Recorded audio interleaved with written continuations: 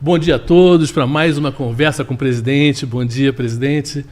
Aqui nas rádios, no YouTube, na televisão, Canal Gov agora. Hoje está inaugurando o Canal Gov da EBC, que é o canal que vai mostrar tudo que o governo faz para você e pelo país. E estamos aqui nesse primeiro programa, e esse foi um final de semana especial, né? Um final de semana que você voltou um pouquinho para casa, né? Que é sempre uma coisa importante, você já tinha falado num outro programa, São Bernardo é a sua casa, né? E como é que foi lá o final de semana? Teve também a posse do Sindicato de Metalúrgicos, que de certa maneira também ia estar em casa para o senhor. Como é que foi, de certa maneira, um pouco relaxado esse final de semana? Olha, o senhor, toda vez que eu volto para São Bernardo, é realmente como se eu estivesse voltando para casa, não para minha casa, para casa de milhares de companheiros que têm uma história de vida construída comigo. Era a posse do Sindicato dos Metalúrgicos. O Sindicato dos Metalúrgicos de São Bernardo continua sendo uma referência no movimento sindical brasileiro. O companheiro Moisés tomou posse e eu fui lá, fui a Gleice, foi a Janja, foi alguns outros ministros. Uma festa muito bonita, muita emoção. Uhum. E a Maria Rita, que fez um show espetacular. Ou seja, depois que terminou a posse, a Maria Rita fez um show de 1h30, um belíssimo show, ela estava muito emocionada. Ela, inclusive, lembrou que em 1979, a Elis Regina esteve em São Bernardo do Campo para fazer um ato de solidariedade ao fundo de greve que estava acontecendo em 1979. Então ela chorou e foi uma coisa bonita. E eu voltei vivo. Quando eu encontro com os trabalhadores, ou show, eu volto um pouco renovado. Eu, quando era presidente do sindicato, toda vez que baixava aquele astral, que você achava que as coisas estavam ruins, que as coisas não iam acontecer, eu ia para a porta de fábrica. Eu ficava na porta de fábrica, comentava com um peão, fazia bom dia para outro. E aí você ia percebendo o clima que está dentro da cabeça de cada trabalhador, e aquilo era um estímulo para mim voltar para o sindicato com mais força. O que aconteceu foi isso. As pessoas estão percebendo que o Brasil está mudando. As pessoas estão percebendo que as coisas já estão ficando mais acessíveis a eles. Uhum. Eles já estão podendo comer caro outra vez. Eles já podem sair com uma sacola cheia no supermercado. Eles estão notando que a gasolina está baixando. Eles estão notando que o petróleo está baixando, que o diesel está baixando. Eles estão notando que o saco de cimento está baixando. Uma pessoa me falou: Lula, olha, eu comecei minha reforma, eu pagava R$40 o saco de cimento, agora está 23. Então, o Brasil vai acontecer. Uhum. O Brasil vai acontecer porque o Brasil precisa de alegria. O Brasil precisa de motivação.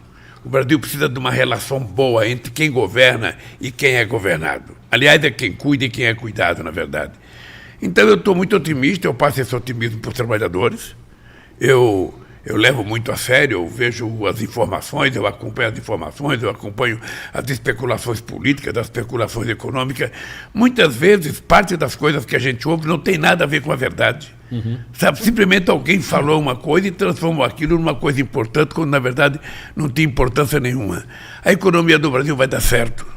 A economia vai voltar a crescer. O salário vai voltar a crescer. Nós vamos voltar a gerar emprego. O povo vai voltar a comer melhor. E as políticas públicas que nós colocamos em discussão, que já está hoje praticamente todas funcionando, não ainda 100%, porque ela leva um tempo para funcionar, mas as políticas públicas vão funcionar, o dinheiro vai chegar na base, e quando o dinheiro chegar, o dinheiro começa a rodar e você vai ver que a economia vai começar a crescer. Esse é meu otimismo. A imagem do Brasil no exterior voltou a ser uma imagem muito respeitada. Eu tenho viajado muito, eu tenho participado de reuniões importantes. Ainda esse ano eu tenho, sabe, a ONU, eu tenho a África do Sul, os BRICS, eu tenho a Índia, o G20, e tenho a grande reunião que eu vou fazer dia 8 e 9 de agosto em Belém para discutir os países amazônicos. Então eu voltei de São Bernardo, eu diria, renovado, motivado, animado, ciente de que nós estamos no caminho certo. Quando o trabalhador está feliz, significa que as coisas vão indo bem. E nesse aspecto, o Desenrola também está dando uma repercussão na rua muito grande, né? Porque muita gente já resolveu o seu problema, muita gente está muito perto de resolver, e isso está criando também um clima do que você falou, do dinheiro no bolso e voltar a consumir, né? Olha, você está lembrado que isso foi uma peça de campanha. Durante a campanha a gente disse que ia fazer esse programa para abater a dívida de quase 72% da população brasileira que estava endividada. Pessoas que estão endividadas com a conta de luz, com a conta d'água. Pessoas que se endividaram porque usaram o cartão de crédito para comprar comida em momentos difíceis.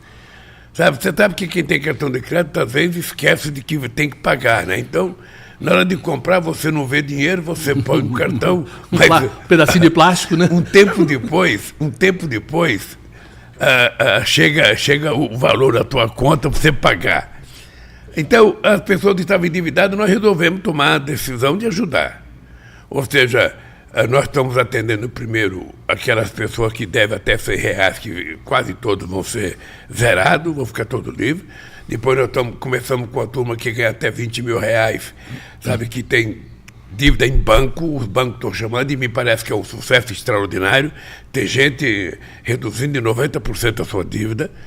E agora, em setembro, vai entrar o grosso. Vai entrar o grosso, que são pessoas até R$5 mil, R$2 mil, R$1.500, R$3 mil, pessoas que estão devendo no varejo. Aí, com as lojas, tem que resolver com as lojas. Pessoas que compraram e que estão devendo, que não conseguem pagar e que estão no Serasa, essa também ainda vamos tentar ajudar. Então esse é o grosso que vai começar agora e será o grande teste do programa. Mas até agora, o sucesso do Desenrola é muito maior do que a expectativa. O sucesso dele, a procura e a competência de funcionamento, ou seja, as coisas funcionaram bem.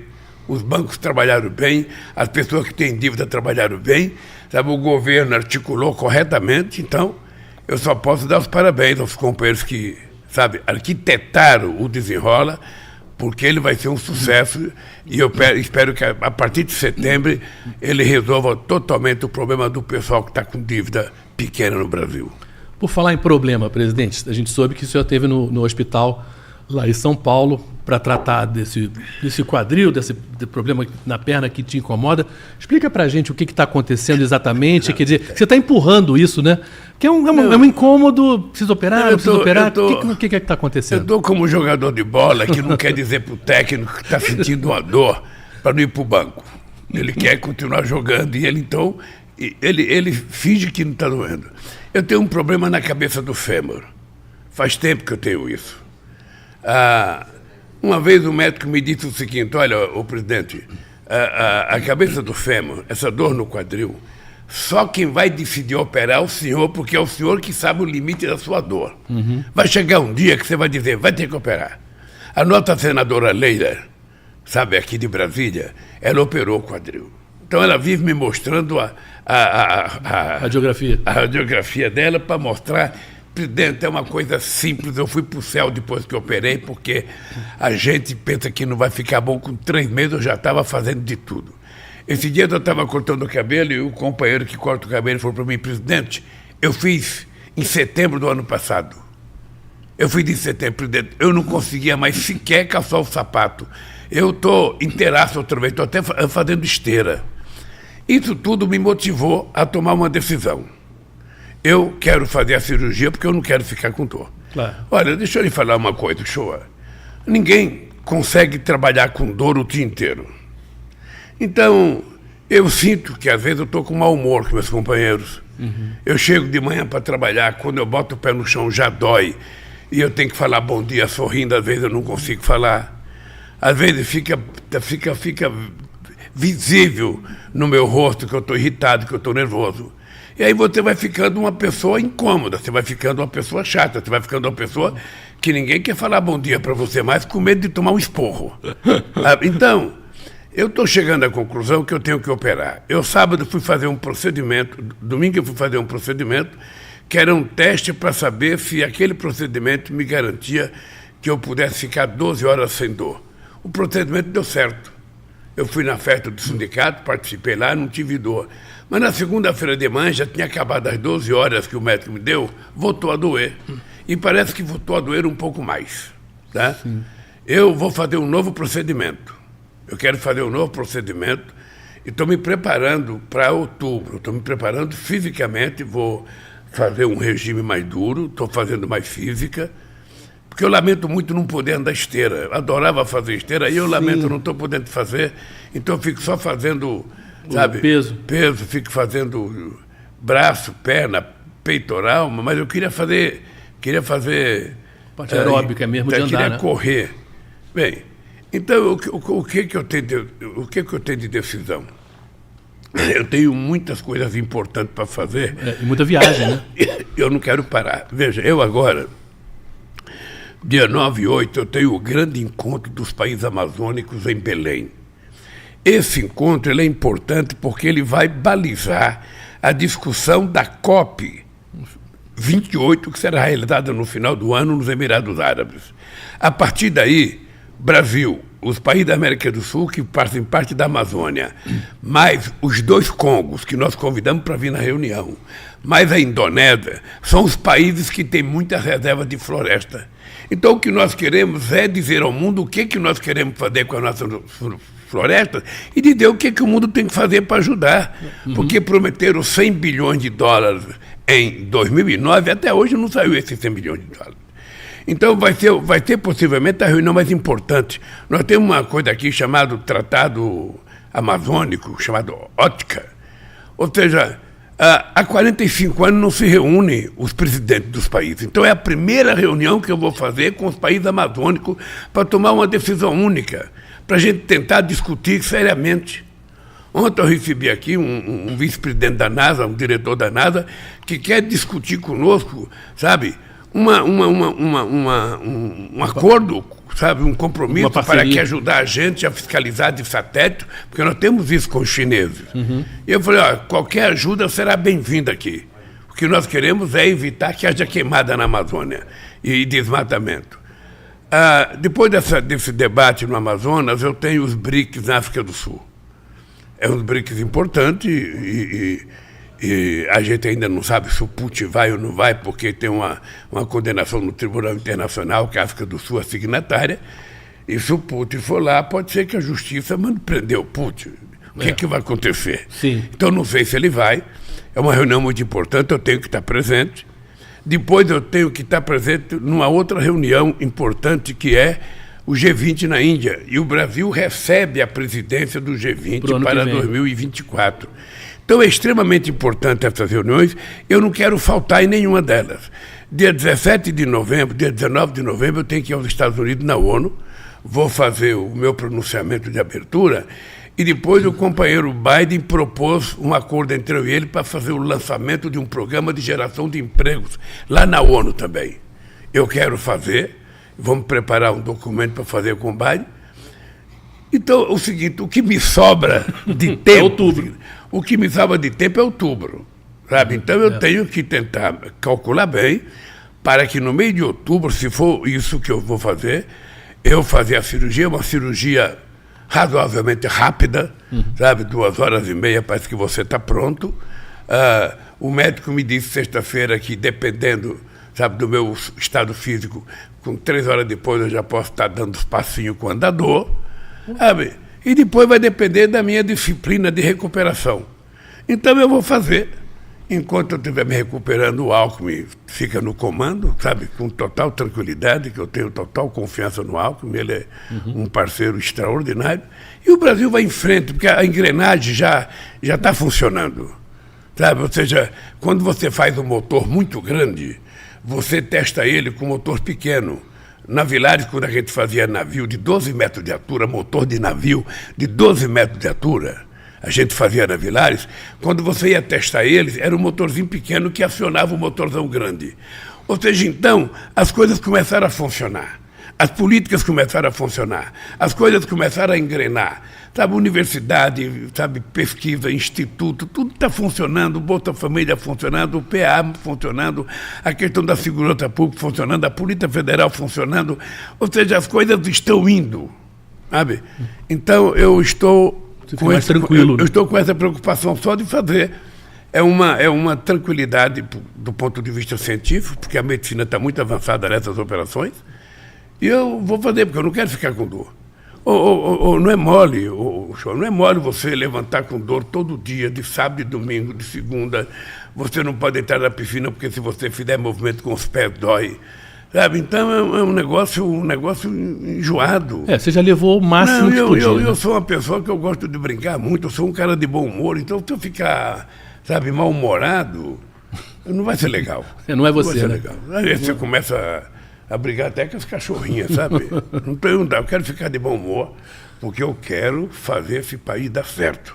Eu assumi um compromisso com o povo brasileiro. Não quero fazer nenhum milagre, eu só quero que esse povo volte a comer bem, que esse povo volte a trabalhar, que esse povo volte a morar, que as crianças possam estudar em escola de tempo integral, que nós vamos fazer o lançamento agora, escola de tempo integral, para garantir que a criança tenha mais capacidade de estudo, mais tempo de estudo e mais segurança, porque está dentro da escola. A gente vai fazer isso. Eu quero que as pessoas voltem a viver bem nesse país. Quando a família está bem, está tudo bem no mundo. Quando a família está mal, pai e mãe estão se degladiando, estão brigando, está tudo azedo. Sabe? Eu tinha uma coisa que eu dizia sempre assim para a Marisa, quando eu estava no sindicato, eu falava, a gente não pode brigar, porque se a gente briga, você vai trabalhar azedo. Eu não gosto de brigar com a casa. Não gosto de brigar em casa. Às vezes quer brigar comigo, não tem briga. Comigo não tem briga porque eu já brigo lá fora. Eu já aturo Pimenta, eu aturo Stuka, o Crispiniano, o dia inteiro, o Marcolinho, ou seja, não, eu quero brigar em casa não, em casa eu quero Casa é paz. Em casa eu quero paz e amor. E se possível namorar bastante, é assim que é a vida. Essa coisa que você falou de estar bem em casa, né? E uma das coisas dessa semana que vocês fizeram foi o negócio da segurança alimentar, né? De cozinha solidária. Que é uma coisa bem básica, né? Quer dizer, a pessoa, os programas de governo que vão ligados a uma coisa que é mais, que é a questão da fome, que é a questão das refeições, que é a questão aí maior até de você depois, a Conab ter estoque, quer dizer, tudo isso também é nessa direção, né? O PA foi um dos grandes programas que nós criamos no meu primeiro mandato. Um programa excepcional, porque você compra alimento do pequeno e médio produtor rural. Às vezes você compra o excedente, às vezes você compra porque ele não tem preço. O que você não deixa é o alimento estragar na roça. E você compra isso. E você distribui esse alimento para entidades, sabe, filantrópicas. Sabe? Tem milhares de pessoas que precisam desse alimento. Aí o governo compra e distribui. E mais ainda, agora entrou as cozinhas solidárias, que essas cozinhas têm que estar ligadas alguma instituição, alguma entidade que nós também vamos dar, sabe, comida para essas cozinhas solidárias, preparar alimento para as pessoas que estão sem condições de se alimentar corretamente.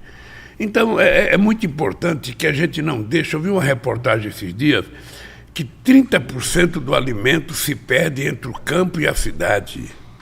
Ou seja, entre a produção e o consumo, 30% do alimento, né, se perde. Ora, então não é possível se você tem gente com fome e perdendo alimento. Então é preciso que a gente cuide, é por isso que nós criamos o PA. Mas uma coisa importante é que nós também criamos o Mais Alimentos. O Mais Alimentos a gente criou para aumentar a capacidade produtiva do pequeno produtor. Ou seja, se ele colhe 10 laranjas, pode colher 20. Se ele tira de uma vaquinha 3 litros de leite, vamos preparar para ele poder tirar 6. E assim sucessivamente. Então, nós abrimos uma linha de financiamento de máquinas e implementos agrícolas para o pequeno e médio produtor. Sabe que o Brasil tem 4.600.000 produtores que têm até 100 hectares de terra. Essa gente é que produz 99% das coisas que a gente come.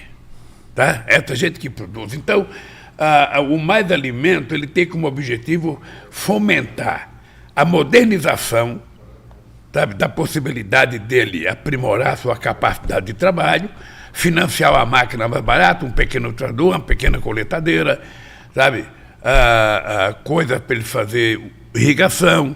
Então, tudo isso nós vamos financiar na expectativa de que ele dobre a produção dele. Se ele dobrar a produção dele, vai cair o alimento, vai ficar mais barato para o povo comer, ele vai ganhar também o que é justo, e ele merece ganhar, E se for o caso, a gente vai exportar. Se for o caso, a gente vai dar mais alimento para o povo comer. É esse país que eu quero entregar quando terminar o meu mandato. Esse país com fartura na mesa. Então eu tenho certeza que isso vai acontecer. Então tudo isso me deixa muito, muito, muito feliz. Às vezes eu vejo muita...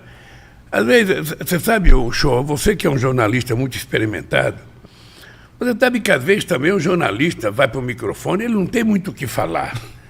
Então ele começa... Devagar. Ele começa devagar. Então ele fala uma coisa, ele fala, Lula brigou com o Stuka, Lula brigou com o Show, Lula brigou com o Pimenta, o Pimenta não foi trabalhar de manhã. Então vai contando coisa que você nem sabe o que aconteceu. Deixa eu te falar uma coisa. O Lula não conversa com o Centrão. O Lula conversa com os partidos políticos individualmente. Eu posso conversar com o PP, eu posso conversar com a União Brasil, eu posso conversar com os partidos que são da base, mas eu não reúno o Centrão. O Centrão não existe. O Centrão é o ajuntamento de um grupo de partidos em determinadas situações. Eles nasceram na Constituinte de 88, com o Roberto Cardoso Alves, com o Fiuza, com o Delfim, sabe? Que não queriam que a esquerda avançasse muito, então quando a gente estava avançando muito nos direitos sociais, criou-se o Centrão, ou seja, todos os partidos mais conservadores se juntaram.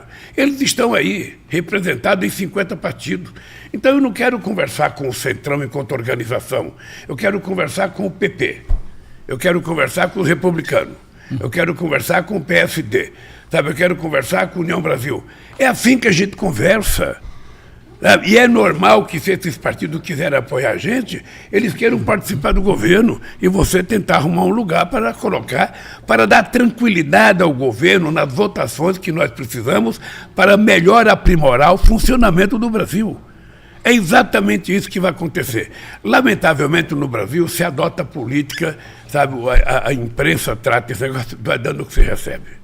Ou seja, em qualquer lugar do mundo, isso é negociação você faz normal, acordo. Né? Uhum. Em qualquer lugar do mundo você faz acordo. Tá? Mas aqui no Brasil tudo é dando o que você recebe. Então eu trato isso com mais clareza, eu trato isso com mais simpatia. Ou seja, eu converso com o deputado, eu converso com o senador, eu mandei um projeto de lei, ele não é obrigado a concordar com o meu projeto de lei, ele pode propor mudança, sabe? E às vezes a mudança que ele propõe pode melhorar, às vezes pode piorar. Se piorar, eu veto. Se melhorar, fica. É assim que é o jogo tem que ser à luz do dia. E é assim que nós vamos fazer, é assim que nós vamos governar esse país. E a reforma tributária, de certa maneira, mostrou que isso é possível, né? Era uma reforma que há décadas se falava que isso não vai acontecer, né? São muitos interesses e passou, né? Quer dizer, o que mostrou que era possível esse acordo e era desejável por todos os lados, né? Deixa eu te dizer uma coisa. A política, a gente considera a política a arte do impossível. Porque na política, tudo que parecia impossível pode se tornar possível. Vamos ver o seguinte, em 1989, qual era o analista político do Brasil que imaginava que fosse um torneiro mecânico e o Collor para o segundo turno? Os candidatos presidenciais eram Ulisses Guimarães, o senhor constituinte, era Brizola, que fazia 15 anos que estava exilado e achava que era presidente da República, era Maluf, era FIFA, era Mário Covas, Aureliano Chaves. Eu era o quê? Eu era um bagrinho, eu era um lambari, solto dentro de um lago para o Jaú me comer, para os pintados me comer. Não, terminou eu indo para o segundo turno. Isso não estava na lógica da política. Sabe? E veja que engraçado, eu fui o segundo em 89, o segundo em 94, o segundo em 98, o primeiro em 2002, o primeiro em 2006, o PT foi o primeiro em 2010, 2014, o segundo em 2018, o primeiro agora. Então as pessoas não podem tratar o PT como se fosse um partido insignificante. É o partido mais organizado e mais forte desse país. E por ser o mais organizado e mais forte, também é o mais alvo de crítica de todo mundo. Quem não é petista Natural. É contra petista. É que nem Flamengo. Quem não é Flamengo é contra o Flamengo. Quem não é Flamengo é incapaz de reconhecer que o Flamengo joga bem. Eu sou vascaíno, a Janja é flamenguista, a gente quebra o pau, sabe? Ela grita, ela fica nervosa. E o meu Vasco está muito ruim. Benza a Deus, o Vasco e o Corinthians, sei lá, ele é um benzedor, sabe? E o que nós estamos vendo? A política tributária parecia uma coisa impossível, sabe? E o Haddad foi costurando o Crispiniano, o companheiro Guimarães, o companheiro Jacques Wagner, o companheiro Padilha, foram conversando ali, conversando ali, tem uma coisa a mais aqui, uma coisa a menos ali, você vai tirando. Daqui a pouco tem um formato de uma política tributária aprovada que tem como objetivo baratear a quantidade de imposto, diminuir, sabe, tipificar com coisas menos burocráticas, e fazer com que a gente, cobrando menos, arrecade mais, porque todo mundo vai ser obrigado a pagar. Então, se isso der certo, é um bem para o Brasil, não é um bem para o Lula, que já está com 77 anos, é um bem para quem nasceu agora. É um bem para o meu bisneto, para a minha bisneta, sabe? É isso que está acontecendo no Congresso Nacional. Eu tenho conversado com o Pacheco, eu tenho conversado com o Lira, eu tenho conversado com os líderes. Ora, o que eu sinto, na verdade, é que as pessoas estão com muita boa vontade de fazer as coisas acontecer. O que eu sinto é isso. Sabe? E é direito das pessoas quererem fazer acontecer e falar o seguinte: olha, eu estou a fim de participar do governo. Para participar do governo, você pode ter um ministério. Agora, não é o partido que quer vir para o governo que escolhe o ministério. Quem escolhe o ministério é o presidente da República. Quem indica o ministério é o presidente da República. Quem oferece o ministério é o presidente da República. E eu acho plenamente possível. Nós vamos discutir isso nesses próximos dias. Não estou preocupado, ainda não fiz nenhuma conversa com ninguém. Eu vejo todo dia boato. Lula conversou com não sei quem, Lula chamou não sei quem, Lula... Não conversei com ninguém. Por favor, se tiverem que falar de mim, fala o seguinte: o presidente não conversou com ninguém. Se tiver gente falando que conversou com o presidente, é mentira. É mentira. Quando eu conversar, eu terei todo interesse, que a imprensa saiba, porque não tem conversa sigilosa na minha vida política. E não tem por que esconder, quer dizer, é uma coisa que é pro bem do Brasil, quer dizer, não tem por que teria. O técnico querer escolher o jogador que vai colocar em campo. Ele fica, não vou só no vestiário, só no vestiário. Mas uma hora vai ter que colocar o cara em campo, todo mundo vai saber quem é que vai jogar. E você tem que escolher o cara que vai contribuir mais com o país. Presidente, assim como o Congresso, o senhor tem a sensação, na rua, no Congresso, de que há uma vontade do Brasil de mais paz? E paz, estou falando no sentido de não ser tão agressivo, de poder negociar, de poder conversar, de poder realmente chegar a um acordo para o bem do país e de deixar para trás uma coisa que dividiu a gente. Isso está caminhando nessa direção? Acho que nós estamos caminhando nessa direção. Eu sinto, e todo mundo que fala comigo mostra que tem um clima mais tranquilo. Ainda tem algumas pessoas viciadas no passado. Lamentavelmente, tem algumas pessoas que parece que a cabeça ficou atrofiada e as pessoas não querem evoluir. Em todo lugar, no meio dos trabalhadores, no meio dos empresários, no meio dos intelectuais, no meio dos banqueiros, não é um outro sentimento. Tem muita gente. E nós não podemos ficar brigando com essa gente. O que nós precisamos é ir conversando, tendo paciência. Veja, quando acontece aquilo que aconteceu com o Alexandre de Moraes no aeroporto de Roma, sabe, eu acho que um cidadão que faz isso, ele não é um ser humano que você pode ter respeito por ele. Ele é um canalha. Porque ele precisava pelo menos ser educado. O ministro estava com a mulher, o ministro estava com o filho, porque se vale a moda desse cidadão que vai xingar um ministro que votou uma coisa que ele não gosta, os ministros não terão mais sossego no Brasil. Ou seja, o voto vai ter que ser secreto para que ninguém saiba naquilo que o ministro votou. Porque não é normal. Eu tenho 77 anos, fiz oposição 50, eu nunca xinguei uma pessoa no aeroporto. Se tivesse lá o meu pior inimigo eleitoral, eu cumprimentava ele e ia sentar noutra mesa. Qual é o direito do cidadão achar que ele pode xingar, que ele pode ofender, que ele pode bater numa criança, que ele pode dar um tapa no rosto de uma criança, que ele pode chamar alguém de ladrão sem nenhuma prova? Sabe? Toda vez, o senhor pode guardar na tua cabeça, pode guardar. Toda vez que você entrar num lugar que alguém te provocar, esse alguém é um 71. Pode ter certeza. Se for uma mulher, se ele for daqueles grosseiros que vai te xingar, ele é um 71. Pode saber que ele tem processo. Ele cometeu algum erro, algum crime, ele já foi processado, ou ele é estelionatário, qualquer coisa. Porque um homem sério e uma mulher séria, se estiver num restaurante, eles não irão ofender ninguém. Eles poderão não gostar, poderão não cumprimentar, poderão nem olhar para o teu lado, mas ofender não vão. Quando o cara ofende, é porque é um 71 mesmo. Pode ir atrás. Pode ir atrás. Eu lembro do cara que ofendeu o Padilha. Eu falei, Padilha, vai atrás para ver. Foi atrás, do cara tinha 17 processos. Sim. Esses são os honestos. Sabe? Então, essas coisas a gente não pode brincar. Se a gente quiser tornar o Brasil um país civilizado, sabe, ninguém é obrigado a concordar com ninguém. Ninguém é obrigado a gostar de ninguém. Cada um é aquilo que quer. As pessoas não precisam ser o que a gente quer que elas sejam para a gente gostar, não. As pessoas são como elas são, você gosta ou não. A única coisa que eu peço é o seguinte, vamos nos respeitar. Vamos viver de forma civilizada. Porque, afinal de contas, nós somos tidos como o único animal inteligente, e a inteligência não pode ser usada para irracionalidade.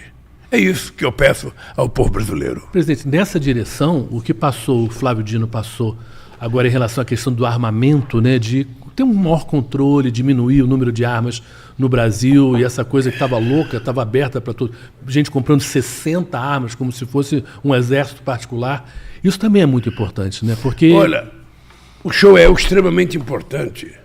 Veja, tinha uma confusão, se pode utilizar arma, se pode liberar CAC, se pode liberar...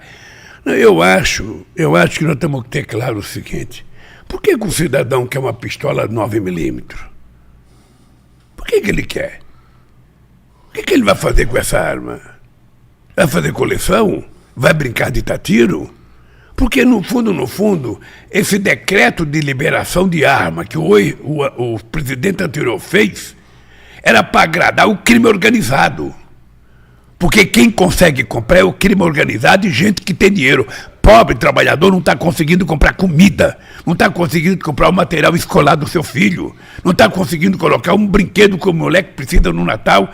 Então como é que as pessoas que trabalham vão comprar fuzil, vão comprar rifle, vão comprar 10 pistolas, 12 pistolas, 15 pistolas? Que diabo é isso? As pessoas querem comprar carne, as pessoas querem comprar óleo, querem comprar cebola, querem comprar, sabe, coisa para comer, as pessoas querem comprar coisa para escrever, querem comprar livro, as pessoas não querem violência. Então tem uma meia dúzia aí de pessoas que querem, não, vamos abrir. Eu, sinceramente, eu não acho que o empresário que tem um lugar de praticar tiro é empresário. Eu, sinceramente, não acho. Eu já disse para o Flávio Dino, nós temos que fechar quase todos, só deixar aberto aqueles que são da polícia militar e do exército, ou da polícia civil. É a organização policial que tem que ter lugar para tirar, para treinar tiro. Não é a sociedade brasileira, nós não estamos preparando uma revolução, eles tentaram preparar um golpe, FIFO. Nós não. Nós queremos é preparar a democracia, fortalecer a democracia, mais participação da sociedade brasileira, mais participação na política, mais participação na escola, mais participação, sabe, em show de artista, mais participação, sabe, na construção de coisas boas, de coisas positivas. Então, para que arma? Até porque o número de mortes de policiais aumentou. Eu sou totalmente contra. Eu quero que você saiba... Sabe, eu quero que você saiba que o Brasil vai melhorar o dia que a gente entrar na era do livro, na era da cultura, que é o que nós estamos fazendo agora com a Lei Paulo Gustavo e com a Lei Aldir Blanc. Não sei se você viu o sucesso da Lei Paulo Gustavo.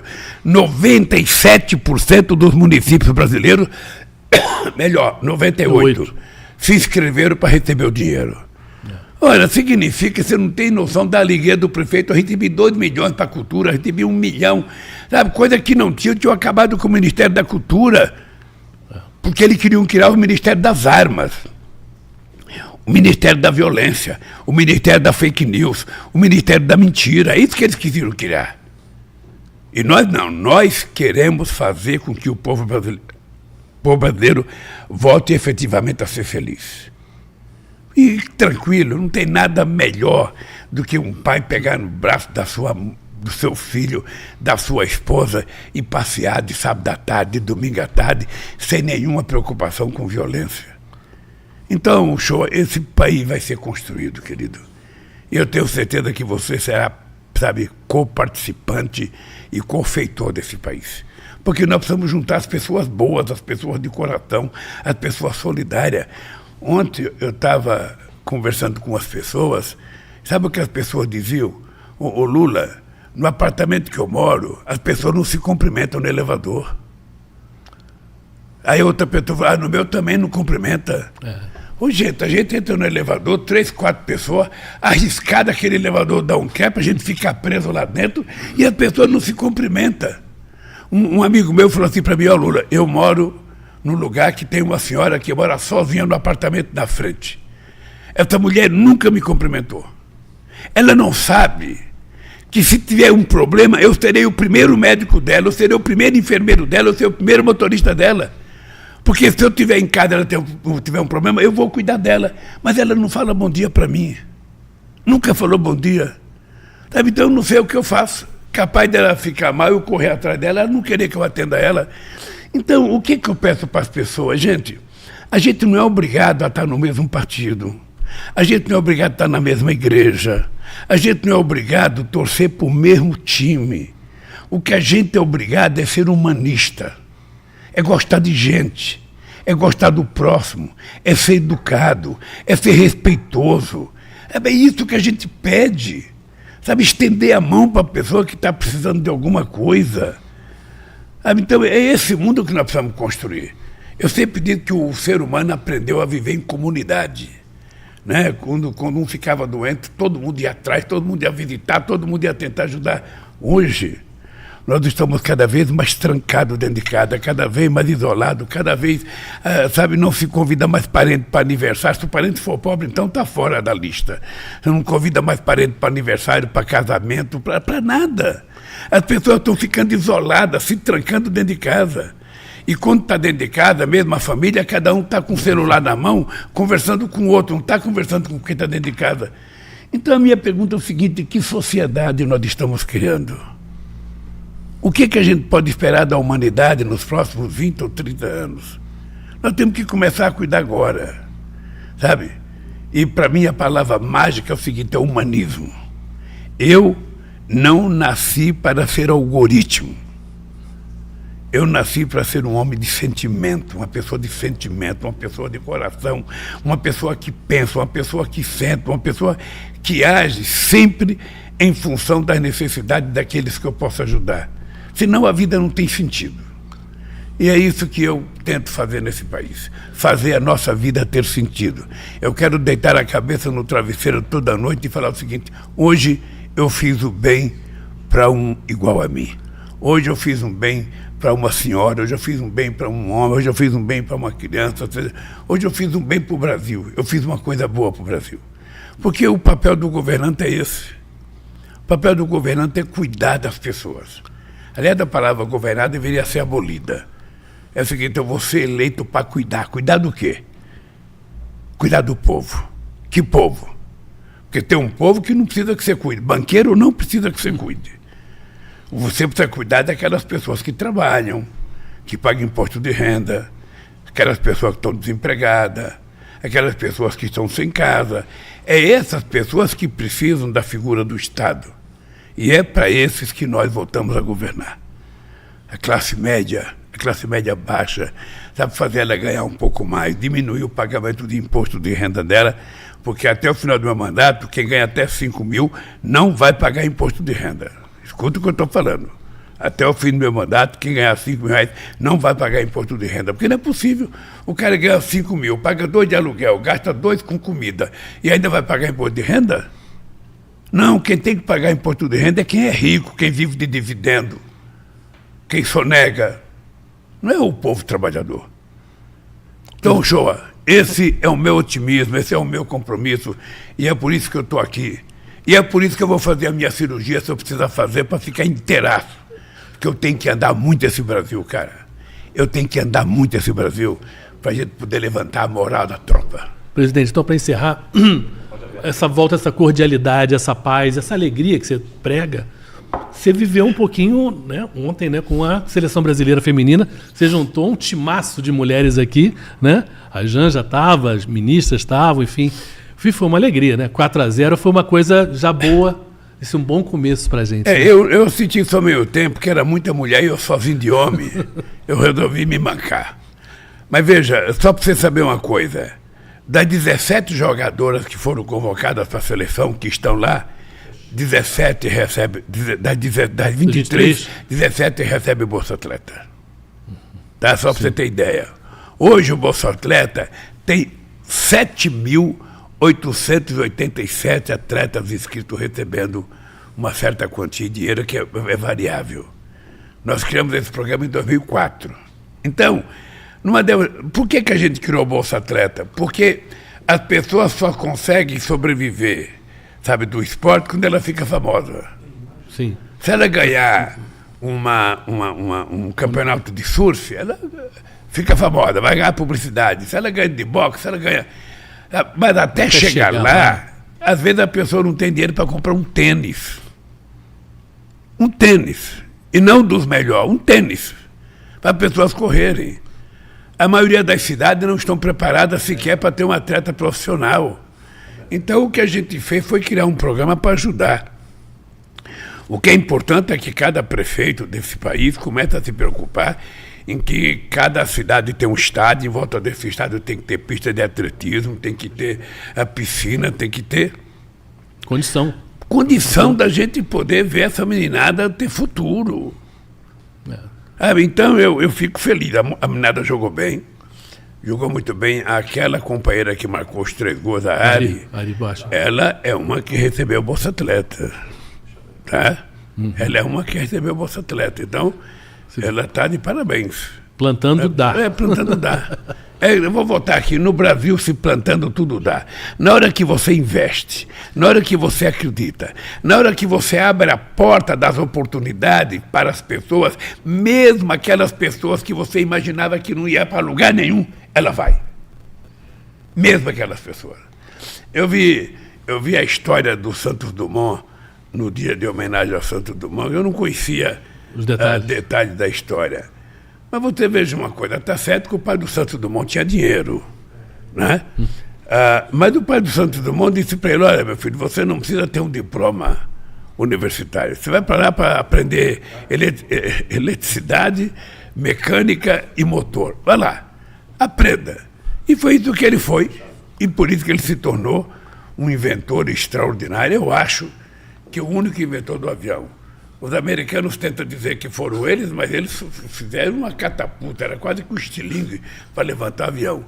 O primeiro aparelho mais pesado que o ar que subiu foi o nosso querido Santos Dumont. Que muitas vezes eu acho que no Brasil ele não é muito respeitado, porque se queira muito lembrado, né? O Brasil não está preparado para ter heróis. É engraçado isso, o Brasil às vezes não gosta de ter heróis, sabe? E eu acho que o Santos Dumont é um cara que deveria ser muito respeitado no Brasil, sabe? Porque não só inventou relógio, como inventou relógio de pulso. Inventou relógio de pulso. Ninguém sabe, mas ele inventou. Sabe? Aí hoje eu estou com o relógio de pulso aqui, Chico, ó. Esse relógio aqui eu ganhei em 2005 do Chirac, no ano de aniversário, no ano de comemoração do Brasil. Sim. A França fez uma homenagem ao Brasil, os nossos fuzileiros navais foram desfilar no desfile da França. E aí, de repente, o Chirac me deu esse relógio. Você sabe que esse relógio ficou perdido 25 anos? É? Como assim? Você deixou ele... Não, eu não sabia onde estava. Sim. Quando agora eu fui mudar, que eu fui abrir gaveta, estava lá.